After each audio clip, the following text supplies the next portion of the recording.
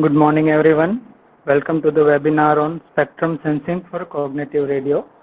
I welcome all of you to this webinar. Today we have invited Dr. Kamal Captain as an invited speaker for sharing his knowledge on this subject. He has acquired his PhD in this subject from Dhirubhai Ambani Institute of Information and Communication Technology, Gandhinagar. Let me introduce the speaker to you. He has completed his MTech from SVNIT Surat, and he is at present also serving as assistant professor at SVNIT Surat. He has various international and national publications in journals and conferences. We request Dr. Kamal Captain sir to please start the session. Thank you. Dr. Kamal.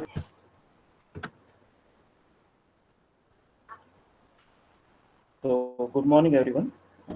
I'm just sharing my screen. Morning, sir. You are audible. So, yes, sir, is my screen visible to you? Yes, sir. It is visible. So, good morning, everyone, and thanks, Nand, for the introduction.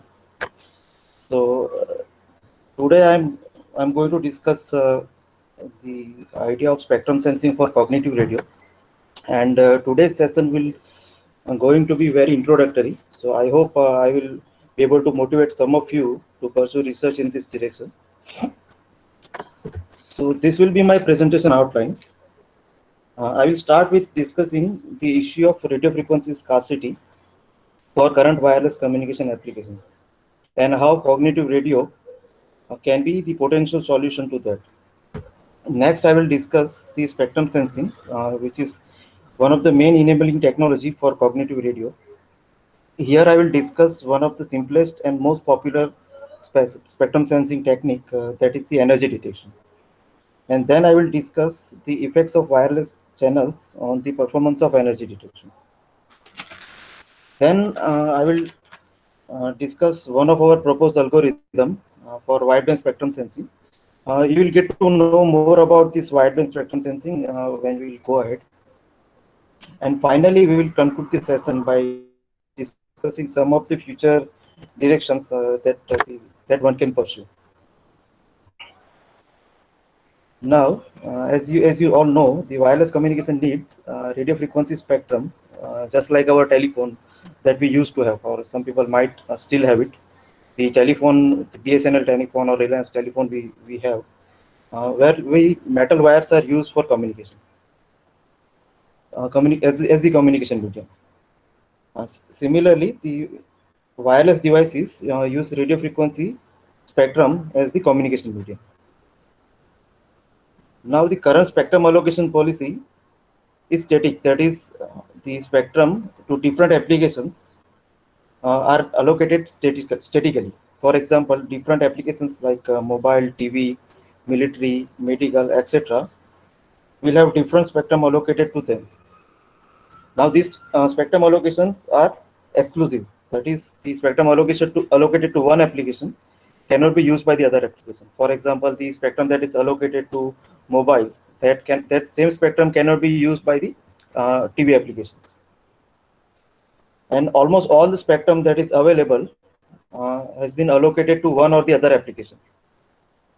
That makes the RF spectrum scarce.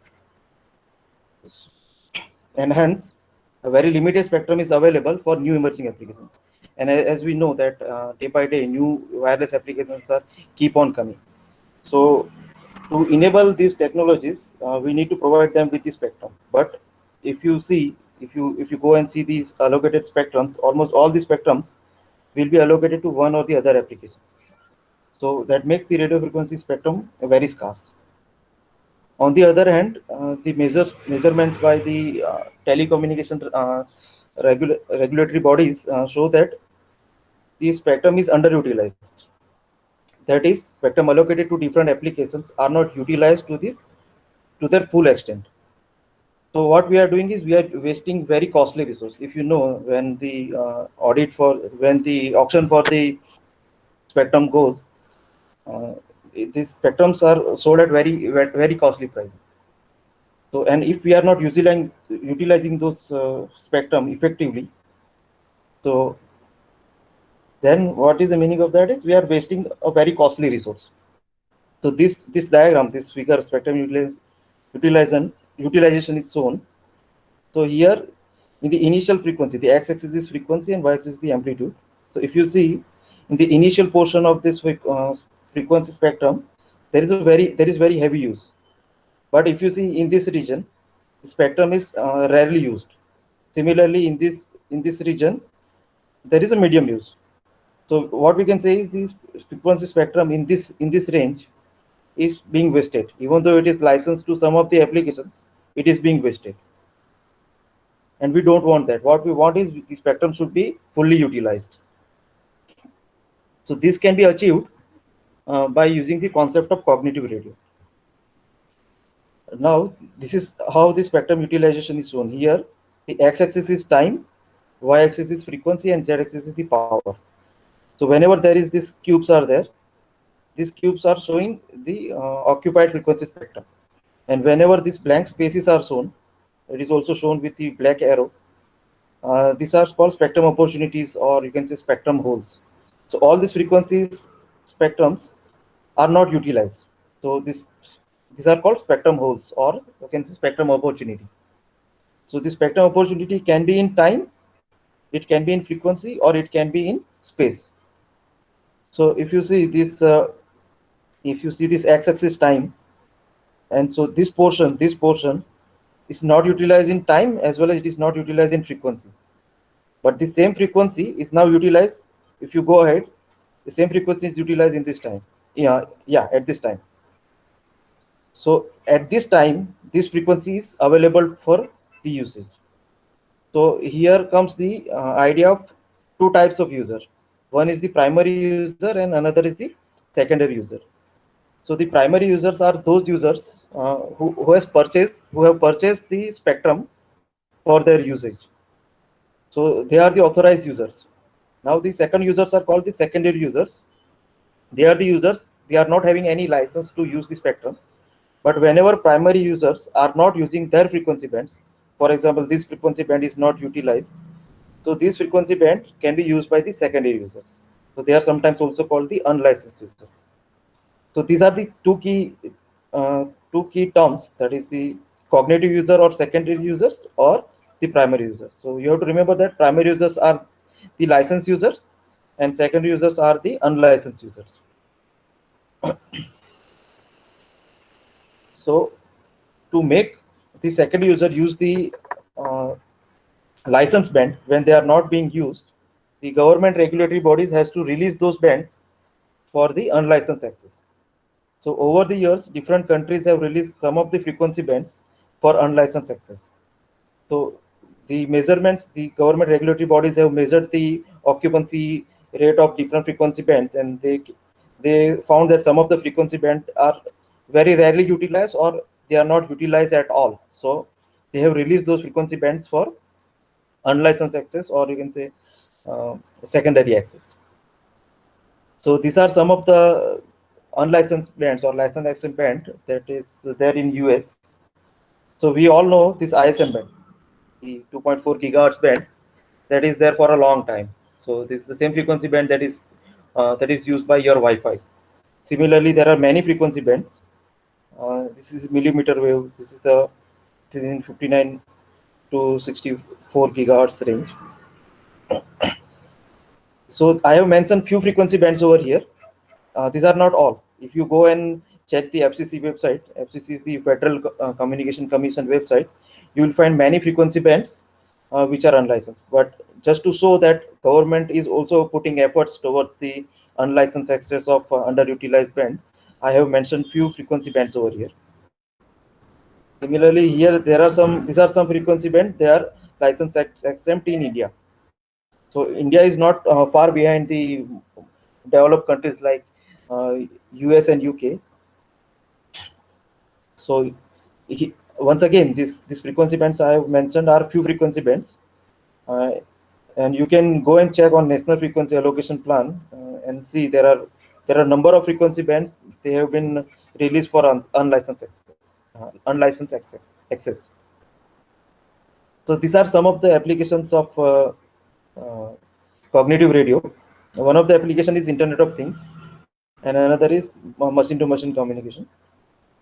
This comes under the same umbrella, IoT and the machine-to-machine communication. So there are a number of applications in IoT like smart homes, healthcare, emergency network, vehicular networks, military applications, or smart metering. Let us take the example of smart homes. So in smart homes, number of sensors will be there. Large number of sensors will be there. The homes will be occupied with large number of sensors, and those sensors need to communicate with each other. So to connect those sensors using wires is not feasible. So laying wire for each and every sensor to connect is not feasible, and it is also not cost effective. So what can be done is the smart home sensors can be occupied with, can be equipped with cognitive nodes, so that uh, whenever the cognitive user finds some frequency band that are not being utilized, they can occupy those frequency bands and send their data over those frequency bands. So one solution for wireless connectivity is Wi-Fi, that is 2.4 gigahertz band for wireless connectivity. But again, that 2.4 gigahertz band is used by almost all the wireless applications, unlicensed wireless applications currently, like Wi-Fi, Bluetooth, and any unlicensed application that you want, you can go for 2.4 gigahertz. So if you go for 2.4 gigahertz band for IoT applications also, then this 2.4 gigahertz won't get the effective communication. So that's why you need to go for some other frequency bands for this IoT applications. Similarly, another application of cognitive radio in the next generation wireless communication, that is the 5G and beyond. So for 5G, the initially the cognitive radio was proposed as they will include cognitive radio in the architecture of 5G, but the prototypes that have been created for 5G, they have not been utilized. The cognitive radio is not been utilized in 5G. So maybe this cognitive radio will be part of the next generation, maybe 5.5G or 6G. So as we know that with each coming next generation, we want more and more data rate, because the humans are greedy. We have, I think, enough technology for 4G that can give you very good data rate, but even though we want more data rate, so that will be provided with 5G. And to provide more data rate, we need more spectrum. And as I have already told, that all the spectrums are allocated and we don't have extra spectrum for new applications. So we need to find ways so that whatever already licensed bands are there, which are not fully utilized, they can be utilized, and spectrum utilized can be improved, and the data rate can be improved. So in the beginning, I forgot to tell you that if you have any questions, you can unmute yourself and you can ask me question at any moment. So, Yes, also participants can put their questions in chat window if they are facing some issues in asking questions. yes, and then you can Nand, you can ask those questions to me, because Yeah, I am not definitely. reading those. I am not reading those chats. No issues, sir. So this is the idea of cognitive radio. What cognitive radio does is it allows unlicensed users to use the license band when the licensed users are not using them. And you have to remember this point, that we don't want licensed users to be interfered. So because they have paid for the band, so there should not be any interference to the primary users. So whenever primary users, suppose primary user is not transmitting now, and after some time, suppose primary user start transmitting. So if the second user was using primary user's band, then it will have to vacate that band and it will have to find some other band for its application. So the least thing that we want is the interference to the primary user. Now, the one of the key enabling technology for cognitive radio is the spectrum sensing. Now we have seen that these are the spectrum holes, and in time or in frequency or in space. How in space spectrum can be occupied? This spectrum can be, suppose at your place you are using some frequency band, but after, let's say, 100 kilometers, the same frequency band may not be in use. So that is how this is available in space. So for cognitive user or unlicensed user to use the licensed band, that is not. Sir. Sir, there is a lot of background noise if something fan is on or something. Yeah, let me turn this off. Okay.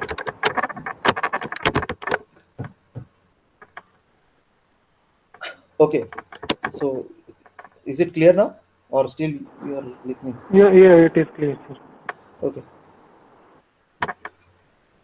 So now the secondary users will have to find out which frequency bands are not in use at the moment, and this should be done dynamically. Like it will have to keep on checking which frequency band are free and which frequency bands are occupied, and whatever frequency bands are free, that is not utilized by primary user, they can make use of those frequency bands for their use. Now this process of detecting the spectrum holes, or you can say spectrum opportunity, is termed as spectrum sensing in literature, and it is one of the main tasks of CR. So it is one of the basic tasks, you can say, because they need to find out which frequency band is free. Now there are mainly two types of spectrum sensing. One is the narrowband spectrum sensing, and another is the wideband spectrum sensing. Now in narrowband spectrum sensing, we take out very narrow frequency band for the detection. That is a single frequency band for a detection, and we find out whether that band is free or occupied, or you can say single channel for communication. But in wideband spectrum sensing, a very large frequency band is considered. So let's say from few hertz to few gigahertz considered, and it will have number of narrowband spectrums in it. So one of the key problem with wideband spectrum sensing is the sampling rate. So if you are sensing, let's say, 6 gigahertz band, so you will have to at least sample it at 12 gigahertz. If you know the Nyquist sampling, then at least we have to sample it at twice the maximum frequency. So we will have to sample it at 12 gigahertz. So that is the problem with wideband spectrum sensing, that the sampling rate required will be very large. And even if you are able to sample at that rate, we will be provided with large number of data to store. So storage will again be a problem, because large number of samples will be collected. You need to store those samples, and you need to process those samples. So these are some of the issues. So that's why the wideband is divided into two categories. One is Nyquist wideband sampling, another is sub-Nyquist wideband sampling. So in sub-Nyquist, the concept of compressed sensing is used. So there is the idea called compressed sensing, where you can sample the signal below the Nyquist rate and you can still recover the signal. But the constraint is the signal that you are sampling should be sparse. Sparse, what is the meaning of sparse? Is if you are taking a large vector, say, let's say, or you can say one column vector you are taking. So most of the values in that vector will be 0. Only few values in that vector will be non-zero. So those vectors are called sparse vectors. So sub-Nyquist sampling can be applied to recover the wideband signal below by sampling it at below Nyquist rate. But the requirement is the signal that you are sampling should be sparse. So very small non-zero values, and most of the values should be 0. So it is always good if you are able to design a wideband spectrum sensing, because in wideband spectrum you will have so many small narrowband channels, and so you will be available with so many spectrum holes. If there are so many spectrum holes, you will be detect so many spectrum holes. But if you go for narrowband spectrum sensing, then you will detect only one channel. So if this channel is free, you will be available with spectrum hole. But if that channel is utilized by the primary user, so you don't have any spectrum for your use for the secondary users. So you will have to go for another frequency band, and then you have to send that frequency band. But in wideband spectrum sensing, you have at a time all the frequency bands uh, occupancy. So which frequency band is free, which is occupied. So there are pros and cons of both. Narrowband spectrum sensing, there is no problem but of sampling rate requirement. But in wideband spectrum sensing, you have so many spectrum opportunity available, but the problem is the Nyquist sampling rate. So next I'm going to discuss one of the simplest spectrum sensing technique, that is the energy detection. So the idea of energy detection is very simple, and it is very easy to implement. And there are other spectrum sensing techniques which can perform better than this energy detection, but there may be some requirement of knowledge about the primary user, information about the primary user, or there may be the complexity, implementation complexity. So that is why the energy detection has gained much popularity. So this is the idea of this is the idea of energy detection. So remember, we are here discussing a narrowband spectrum sensing. So very small frequency band will be considered, and we will decide whether that frequency band is free or occupied. So this is the idea of energy detection. Excuse me, sir. I think it's your headphone which is generating noise in the movement. So I can't do anything about that because I have only one. Okay, continue, sir. No, so this is the simple block diagram of energy detection. The first block is the band pass filter. So the frequency band that is of interest, that will be taken out. So YT is your wideband signal, but this band pass filter will take out the band of interest, the narrow band of interest. Now that frequency band, small band that you have taken out using band pass filter, is sampled. So you will have now discrete sample, that is denoted by YN here. Now here we are computing one quantity, that is we are taking absolute value of the received sample, we are squaring it and we are adding it, and there are n number of samples. So using this sampler, we have taken n number of samples and we have calculated one quantity. So this quantity is called energy. Now this energy is compared with one threshold. So the idea is, when there is a transmission on the primary channel, then the received energy we expect received energy to be more, and when there is no transmission on the primary channel, we expect that we'll receive only noise, and the energy received will be low. So if we are able to decide one proper threshold, so we can properly detect whether the primary user is actually transmitting or not. So this you can get this idea from this equation. See, there are two hypotheses. One is H0, another is H1. So this H1 hypothesis says there is a transmission. So we are receiving Sn plus Wn, where Wn is your noise, that is AWG noise, additive white Gaussian noise, and Sn is the primary user signal. So we expect that when there is this signal, Sn plus Wn is there, then we will receive more energy. So this quantity will be more because Wn is there, and there is this quantity we are adding, which is a positive quantity, because we are taking the absolute value and squaring. So this quantity, if you substitute here and square and add, you will have more value. And if the hypothesis 0, that is there is no transmission, so we will receive only noise. So the value of energy will be low. So if we compare with some threshold, so we have to come up with the proper threshold. then we can decide whether there is a transmission or not.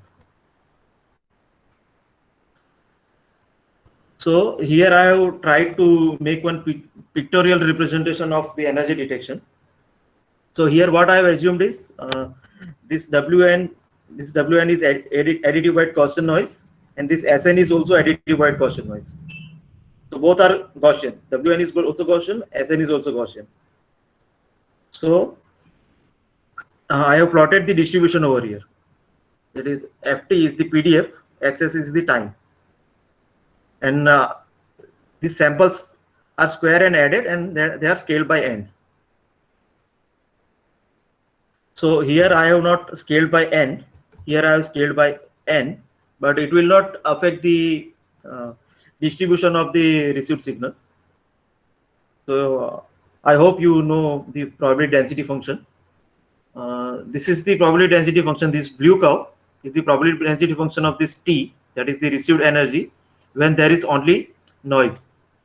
And this red curve is the probability density function when there is signal plus noise. So if you see, this red curve is having more value compared to this blue curve, but they are overlapping because I have kept signal to noise ratio to be low. Now there are to check the performance, to decide the performance, how our energy detection is performing, we have to come up with some quantitative analysis. So there are these two terms. One is the probability of false alarm, and another is the probability of detection.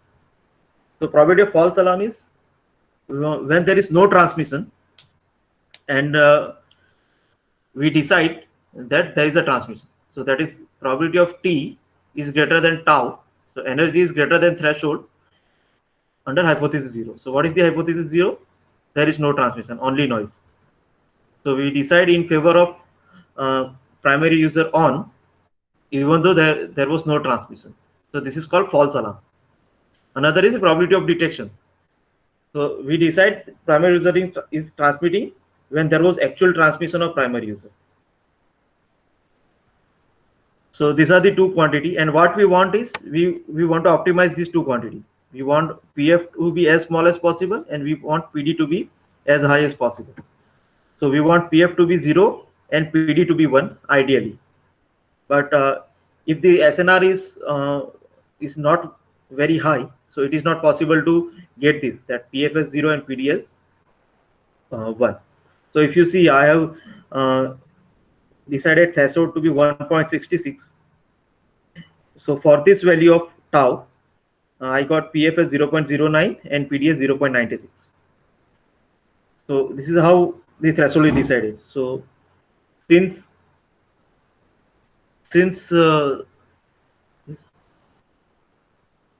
this threshold, how you can compute probability of false alarm is the area of this blue curve above this threshold. And how you can decide probability of detection is area above this straight line for the red curve. So that will give you probability of detection. So this energy detection we have employed in all our algorithms, but now here we have assumed that signal is Gaussian and noise is also Gaussian, but in real practice they are not ideal, right? Gaussian noise is there, but signal may not follow the Gaussian PDF. So the performance of energy detection is poor because of the wireless impairments, and there are a number of wireless impairments like the path loss. The path loss is it depends directly on the distance of your receiver from the transmitter. As the distance increases, the power received by your receiver will be low. So if the power received by the receiver is low, then there is a problem in deciding the threshold. Another one is the shadowing. So if your receiver is shadowed by very large building or very large tree, and in that case, the received power will be low again. And another concept is called multipath fading. So in multipath fading, the signal is received from Yogen sir, please mute yourself. Yogen sir. The receiver will have received signal from multiple directions, and because of the because they are reflected from different paths. So the total path distance of the total path will be different, and they may add up constructively or destructively at the receiver, and because of that you will see a fluctuation in the received power. So that is because of that only, that also will receive less power. And another is called Doppler fading, that is the variation in the received frequency because of the relative motion of the transmitter and receiver. So in my research I have mainly focused on this multipath fading part, so how the energy detection performs under the multipath fading and all. So this is simple plot of received amplitude when the signal undergoes fading. So when they are added constructively, when the received signal from multiple paths at the receiver adds constructively, you will see a upward spike in the received energy, received power, or you can say received energy. So this at these portions, the signal have added constructively, you can see. But if you see this spike going on the downside, these are the portion called the deep fades. So for this deep fades, the energy received, even though there is a transmission, energy received by the energy detection will be very low. And when we'll compare with threshold, we will see very less energy received, and we will say there is no transmission. Even though there is a transmission, we will say there is no transmission from primary. So what secondary user will do is it will start transmitting on that frequency band, and it will interfere with the primary user. So that is the least thing that we want. So we should not interfere with the primary user. So to overcome this effect of multipath fading, as you know, as you might know, in wireless communication, to overcome the effect of fading, the diversity is used. That multiple antennas are used at the receiver sufficiently apart. The antennas should be sufficiently apart so that if the one antenna is facing deep fade, another may not be in deep fade, so you can make use of the signal received at another antenna to recover your signal. So same idea is also utilized for spectrum sensing also. So multiple antennas are used, and we make use of different combining techniques to detect the signal. So one of the idea is square law combining. So multiple antennas are used. Those antennas are sufficiently apart. They are actually apart lambda by 2 apart. Minimum distance should be lambda by 2. Lambda is the wavelength. So here I have shown that there are L number of antennas. So each one receive the signal. They compute the energy, and if you are using the square law combining technique, the energy computed at all the diversity branches are added, and new energy value is computed. Now this new energy value is now compared with the threshold, and then the occupancy of the signal is decided based on this new energy value.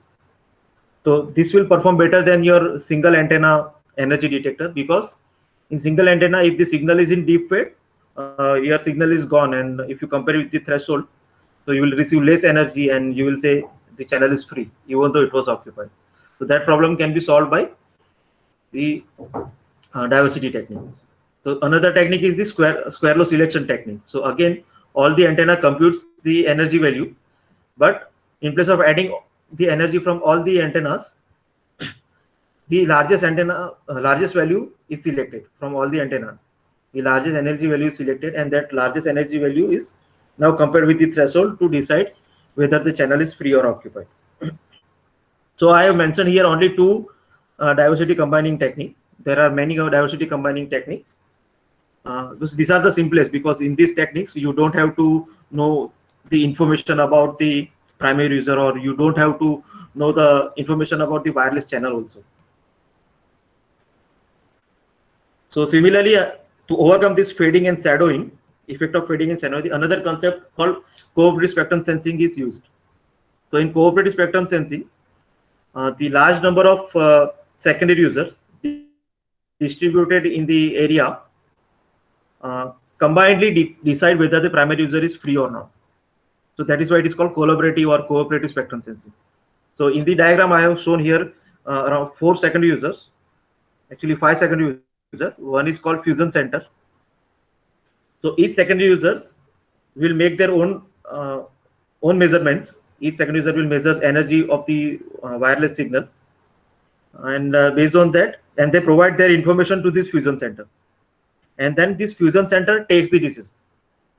So they can individually take decision. They can also directly send their energy values to the fusion center.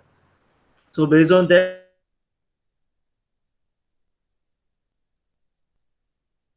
mainly two types. One is called hard combining, another is called soft combining.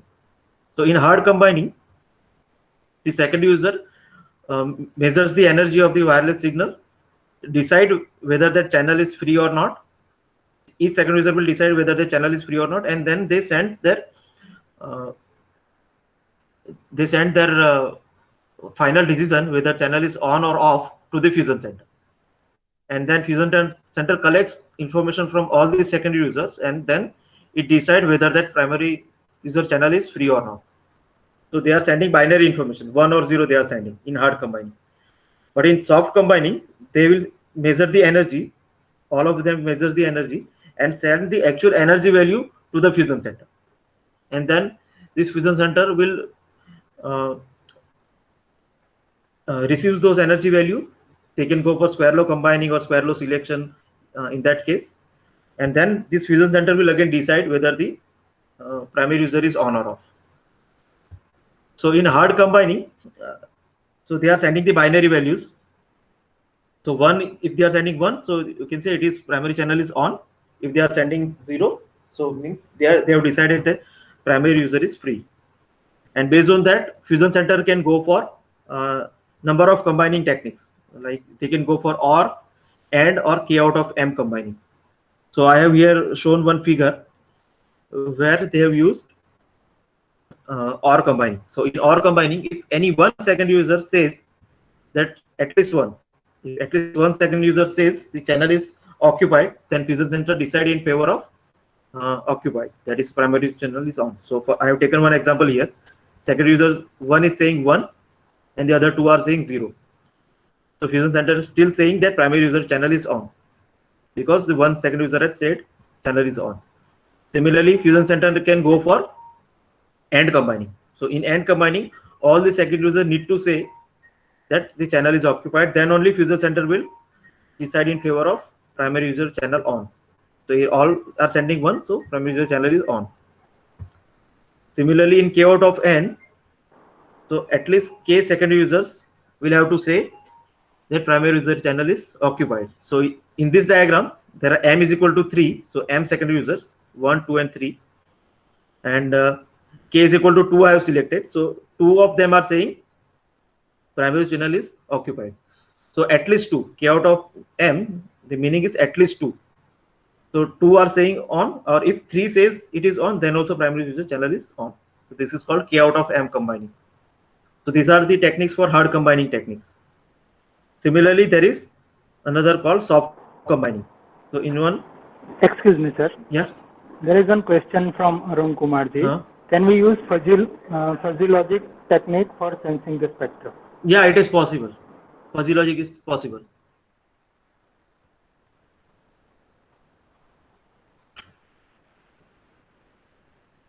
Okay, so here I have mentioned 2-3 combining techniques, but there are many combining techniques. If you go and read the literature, there are many combining techniques.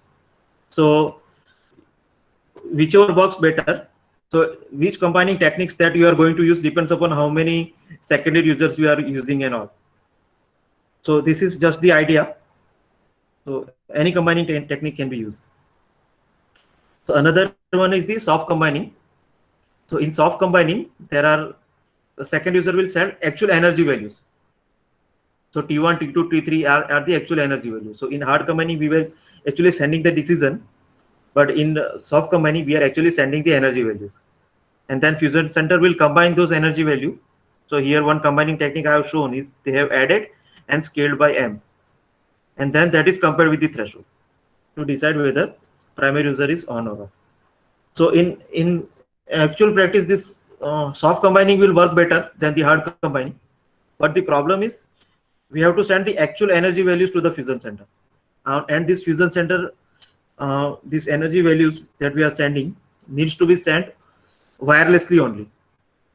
So it is contradictory. We are actually finding this free spectrum, and we are actually utilize free spectrum for sharing information only. So we always want to minimize this bandwidth required for the information sharing. So this is called control bandwidth. This control bandwidth we always want very less. So that is why hard combining is very popular, even though soft combining performs better. So because we are only sending binary information, we are sending 1 or 0 there. So bandwidth required in this hard combining technique is very less. So compared to the bandwidth required in soft combining. So these are, till now I have discussed all the introductory part. So whatever techniques are possible with energy detection. So now I will discuss one of our work. So these are the works that we have carried out. This is the work we have done during my PhD. So first work that we did was the spectrum sensing for narrowband over eta lambda mu FED. So normally, if you have studied the communication engineering, you know that whenever the performance of wireless communication is measured under fading, normally we used to have Rayleigh fading or Nakagami fading, because these two are very popular fading models. So, but if you go in real practice and if you go and measure the real environment data and plot that distribution, it may not be always Nakagami or Rayleigh. So in our first work, we have analyzed the narrowband spectrum sensing, energy detection based narrowband spectrum sensing over eta lambda mu fading model. So this is eta lambda mu fading model is very general fading model. Now it is the distribution of that model depends upon these three parameters, eta, lambda, and mu. By changing these values of eta, lambda, and mu, you can change the shape of the distribution. And one of the very special advantage of this eta lambda mu fading model is all the other fading models like Nakagami or Rayleigh or Hoyt, then Raytheon, all the other fading models are special case of this fading model. So if you have computed the performance for eta lambda mu fading model, you can always have the performance for all other fading models just by changing the value of eta, lambda, and mu. This is the advantage. So this was our first work.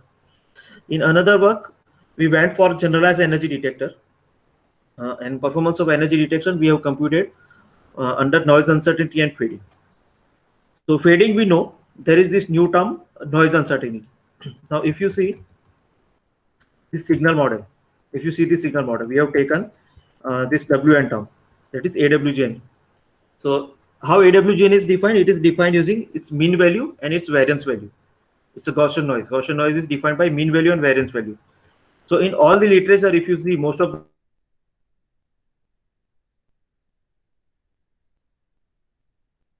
variance, but when you go in real life, that variance may not be a fixed value.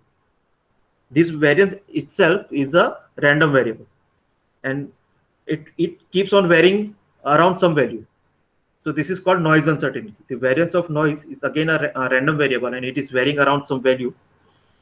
So it is called noise uncertainty. So we have analyzed the performance of generalized energy detector under noise uncertainty and fading. Now here another a new term, that is generalized energy detector. This generalized term is for this. Here we have called this P is energy detector. Here there is one term, that is 2. We are squaring and adding the values. So in generalized energy detector, in place of P, some positive value P is taken. So greater than 0, P value is taken. That is 1, 2, 3, any value, or 1.2, any value can be taken, and it is called generalized energy detector. That is the only change. So these are the two works we carried out for narrowband spectrum sensing, and then we have developed algorithms for wideband spectrum sensing. So this use of diversity for wideband spectrum sensing, and then cooperative wideband spectrum sensing for deciding the occupancy of wideband spectrum. So today I'm going to discuss one of our work, that is for diversity for wideband spectrum sensing. And this work was published in IEEE Transaction on Vehicular Technology. So for more information, you can go and read this paper. but I will introduce this concept of the algorithm here. So this is the signal model that we have used. So as initially we have discussed in the introduction section that wideband is consisting of a large number of narrowband channels, and the sampling rate required is very high in case of wideband spectrum. So here in this algorithm, what we have tried is we have tried to minimize the sampling rate at the time. At the same time, we have also tried to do the wideband spectrum sensing. So the model that we have considered is the wideband spectrum that is having m narrowband channels, and bandwidth of each channel we have assumed to be V0. V0 is the bandwidth of each channel.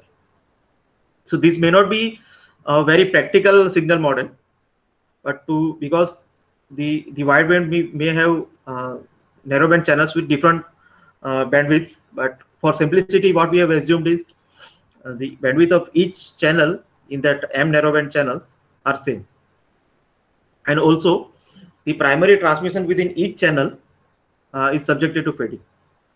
So each signal transmission in each band is under fading, and occupancy probability of each channel is assumed to be P.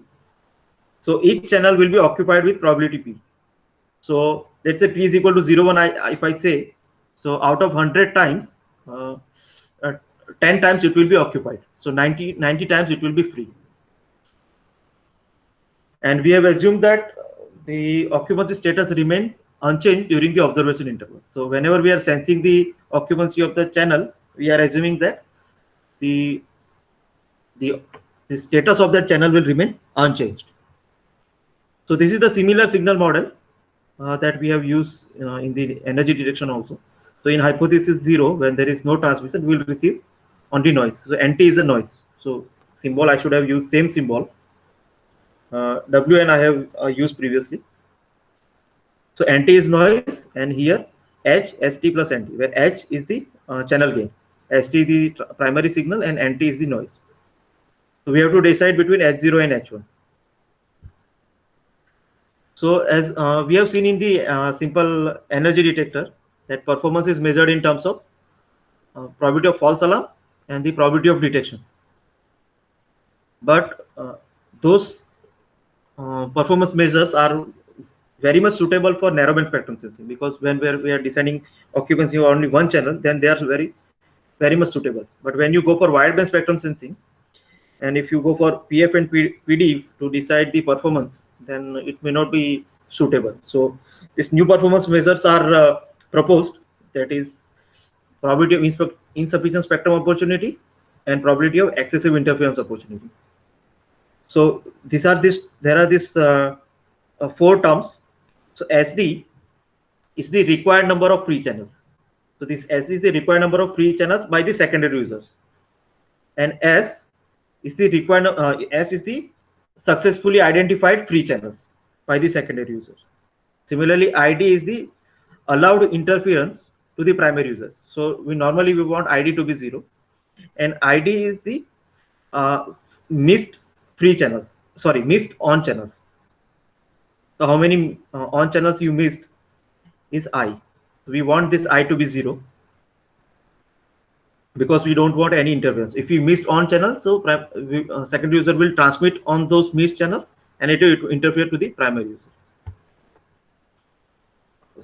So this is the idea of partial band Nyquist sampling.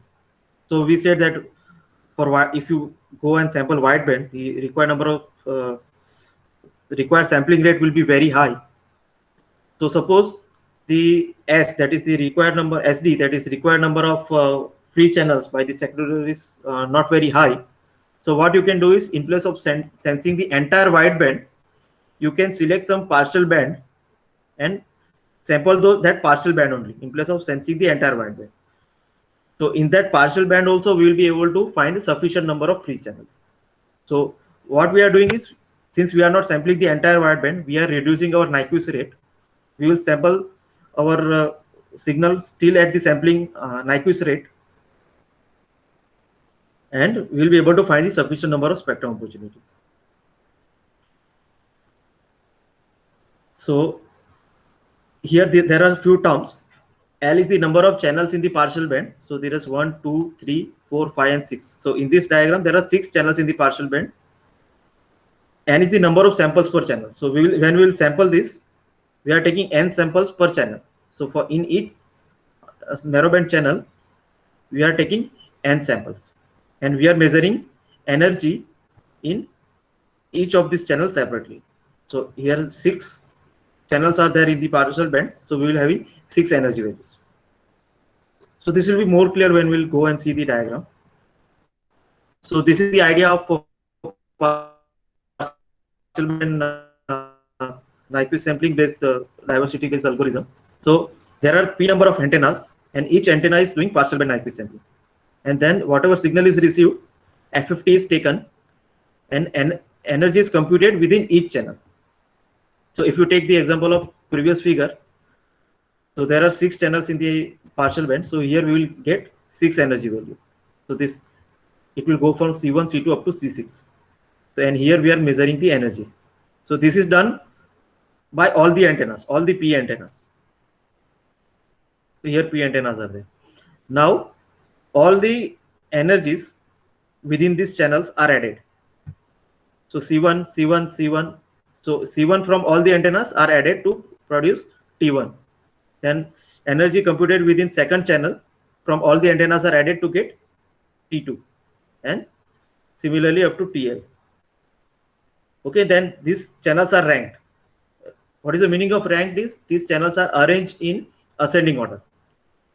These values are there, energy values you will get. So you will get 6 value, or you can say you will have L values, and these values are arranged in ascending order with regard to the received energy.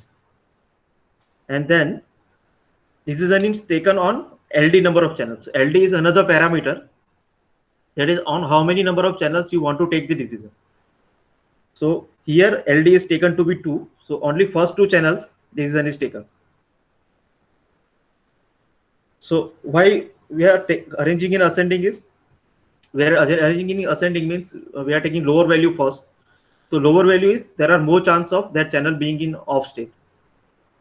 So this why here only 2 channels are selected for taking the decision, and it is shown that the first TL number of channel, that is decided to be off, and this T2 is decided to be on. So this is the algorithm. Now the performance of this algorithm. So we need to come up with the equations or performance equation in terms of probability. So PISO and PEIO we have to decide. So we have to compute, we have to come up with the equation. And in this algorithm, the fading that we have considered, the analysis we have considered is under Nakagami fading. So this is the PDF, that is probability density function of received energy under Nakagami fading. So this is under H1, hypothesis 1. So this is the PDF of energy received within each of the channels. So this equation, and under hypothesis 0, it is chi-square. So I forgot to tell you. So if you square and add the Gaussian values, the distribution that you will get is chi-square. So since this is under hypothesis 0, H0, we are using only Gaussian noise, AWGN noise. So that's why if you square and add those values, this distribution is chi-square.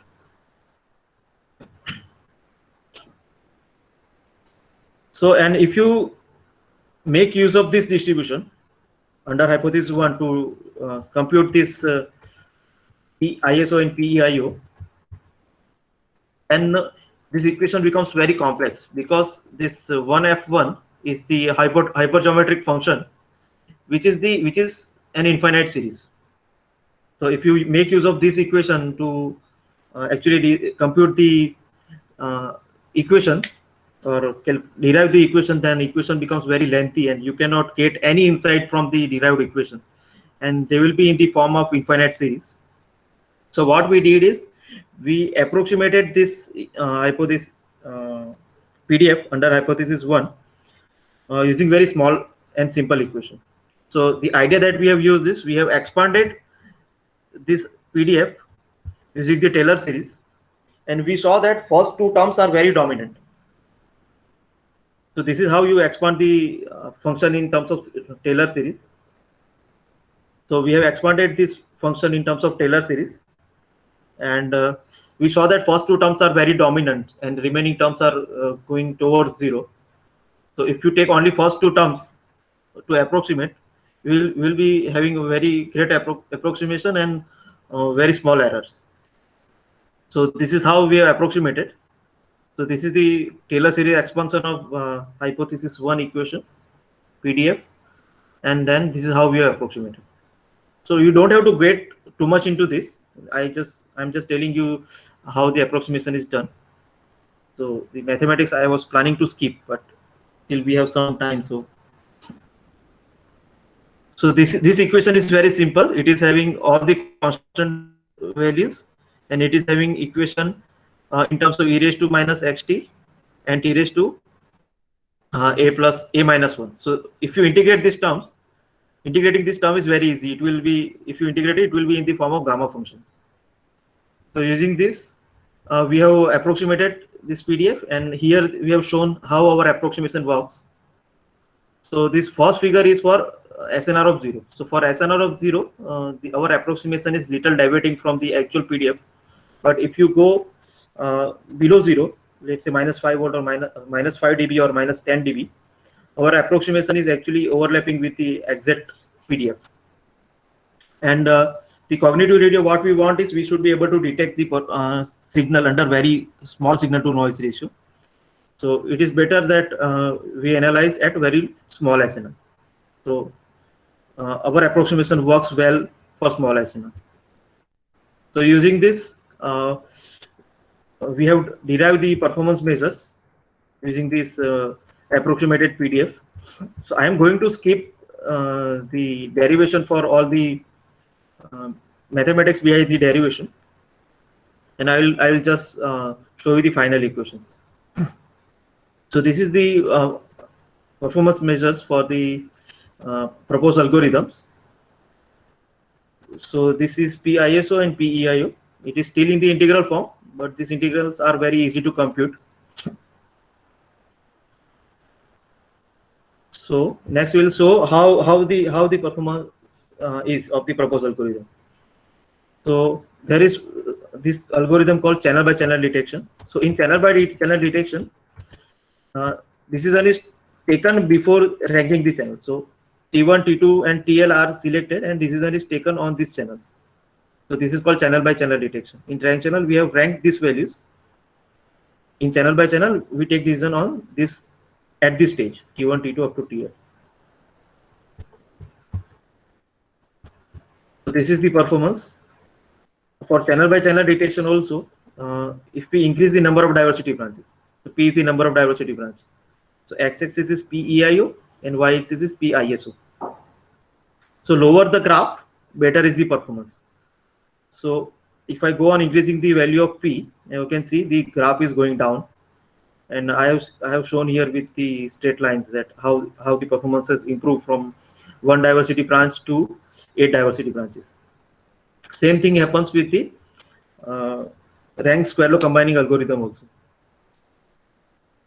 So this is the algorithm, rank channel detection algorithm. This was proposed in one of the transactions on signal processing. And we have shown that our proposed algorithm performs much better than their algorithm just by increasing the diversity branches. So we have shown here with the black lines that with P is equal to 1 and P is equal to 1, how much is the difference. Similarly, we have compared here channel by channel algorithm with the rank channel algorithm. So rank channel algorithm always performs better than channel by channel performance. And here I have compared with square law combining and square law selection. So this square law combining works better than the square law selection based algorithm. So these are simple performance measures. Similarly, these are how other parameter affects the performance of the proposed algorithm. Like L is the number of channels in the partial band. So initially, if you have initially the performance will increase by increasing the number of channels in the partial band, but after a certain point, the performance will saturate and it will no longer improve, because we let's say around 16, L is equal to 16, we have sufficient number of free channels in the partial band, and going further above L is equal to 16 will not help. And finally, this is one figure that is on how many number of channels we are taking the decision. So from this diagram, we came up with one conclusion that LD should always be equal to SD. That is, SD is the required number of channels, and LD is the number of channels on which we take decision. So we should always keep LD is equal to SD. That is, required number of free channels should be equal to number of channels on which we are taking the decision.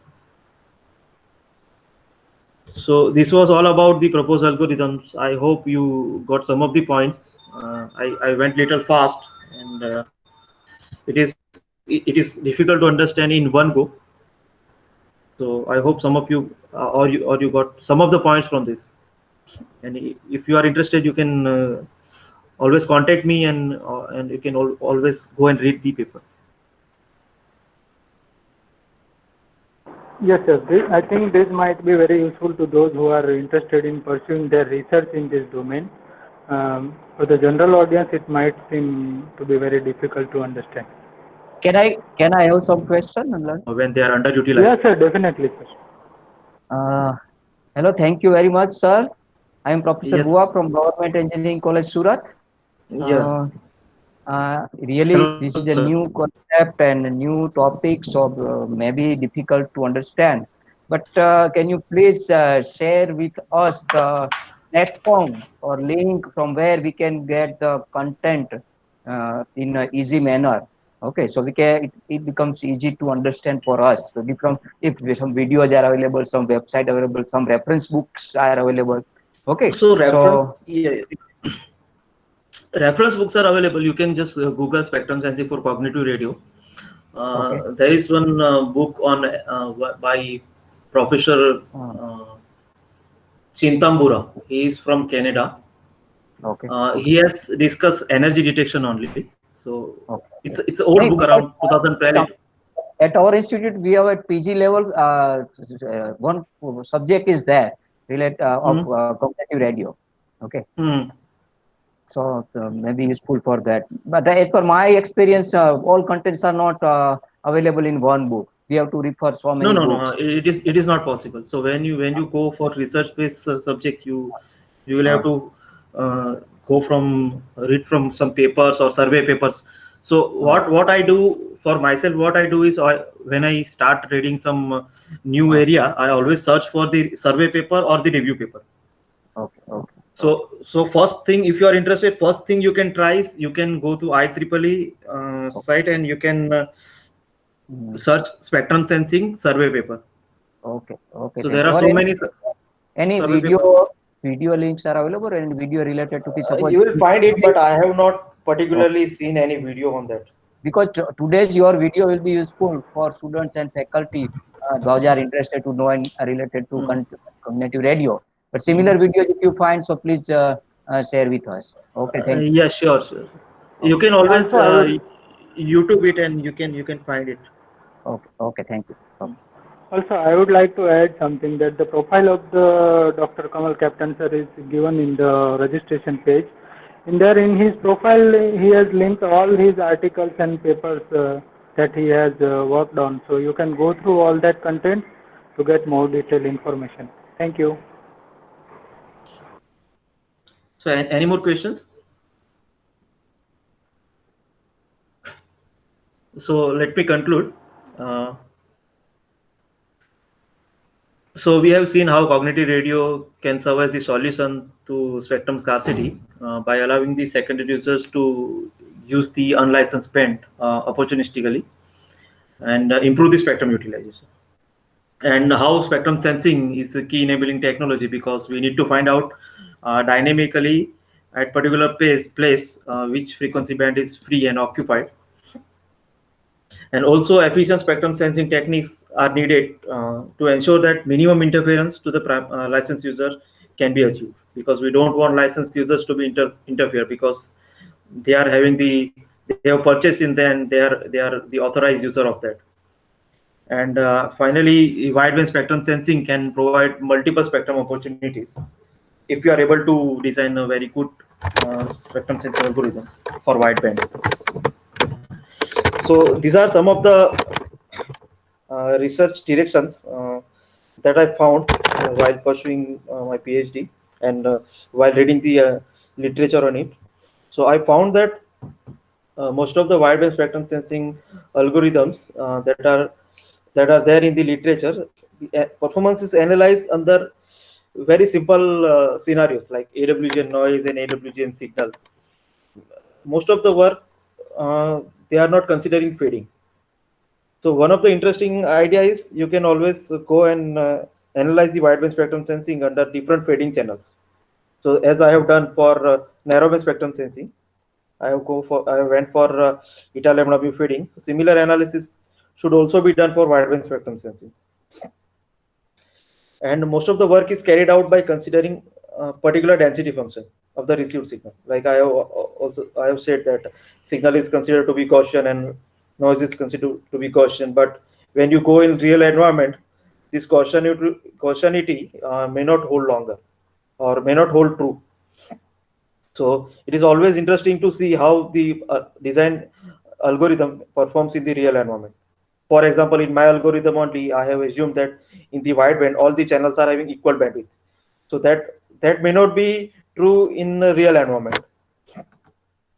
Also, most of the work that is done in the spectrum sensing are on theoretical base, like algorithms are designed, their performance is computed mathematically or you can say statistically. But hardware implementation of spectrum sensing algorithms or in general cognitive radio implementation is done by very minimum number of researchers. And very interesting and very emerging idea for the spectrum sensing techniques is use of machine learning techniques. Mainly machine learning is little old now, or you can say deep learning techniques to improve detection performance, because at its base the spectrum sensing techniques is a classification problem. We are classifying between off channel and on channel, so it is simple binary classification problem. And recently machine learning, or you can say deep learning, has shown tremendous performance improvement for classification tasks in image or you can say computer vision. So it will be very interesting to use machine learning techniques for spectrum sensing. And finally, integrating the concept of cognitive radio with real life applications like IoT. So this is how you can incorporate cognitive radio with IoT to come up with the real life equipment, or you can say test bed. So these are all the research direction I felt that I should discuss. I may not have covered all the future directions. So you will get more idea if you go and read the literature. So these are some of the references that I have used. I have also mentioned those references on the same page. Thank you. So if you have some questions, you can ask me the questions. I am open for questions now. All the participants are requested to unmute themselves and ask the question if they have any. Meanwhile, anyone comes, sir, I have one question. That we have discussed almost everything regarding the free spectrum that is available to all. So, what are the techniques used in licensed band? Like suppose say in future in 5G we are going for 60 gigahertz band. That is also, you can say, wide band. So, what are the expected things in that? Oh, I'm not getting your question. Okay, so the same same techniques for spectrum sensing are used in licensed band also. That's what No. License bands, they have license to use, so they will directly send the information. So they don't have to see whether that frequency band is free or not. They will send. It is up to the secondary user to see whether primary user is transmitting or not. So initially, if it was not transmitting, so secondary user has started using it, and primary user has suddenly started transmitting. So secondary user has to vacate that band. So second user will have to do two things. It will have to detect whether that channel is free. It will use that band. At the same time, it will have to keep on checking. It will have to keep on checking whether the primary user has started transmitting or not. Okay, sir. I think this has made clear to all the participants. And if anyone has any question, please put your question.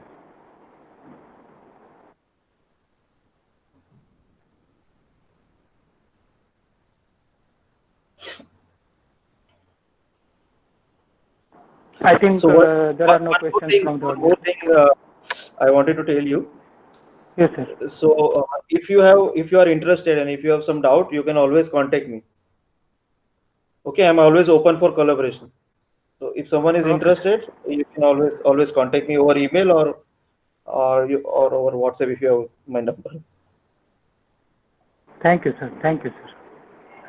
Okay, thank you, Dr. Kamal Captain, sir, for sharing your views and giving insights about your research that you have carried out in this domain. And I'm sure this will guide some of the, you can say, aspirants who are wishing to carry on their research in this field. And thank you very much for your time, sir.